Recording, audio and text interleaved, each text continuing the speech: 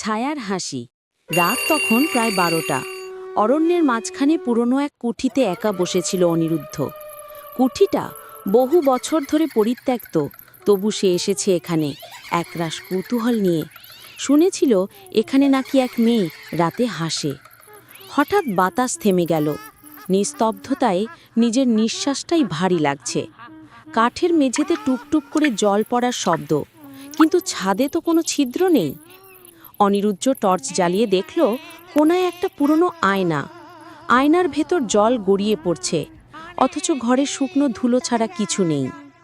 সে কাছে গিয়ে তাকাতেই আয়নার ভেতর একটা মেয়ে দাঁড়িয়ে, ফ্যাকাশে মুখ, চোখ দুটো যেন অন্ধকারের গর্ত, ঠোঁটে হালকা হাসি।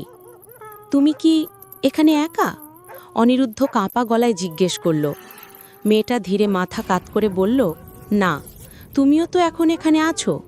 এরপর কুঠির ভেতর প্রতিধ্বনির মতো ছায়ার হাসি ছড়িয়ে পড়ল, আর সকালে লোকেরা কুঠির ভেতর শুধু একটা ভাঙা আয়না পেল, আর দেয়ালে লেখা ছিল, সে এখন আমার সঙ্গে আছে।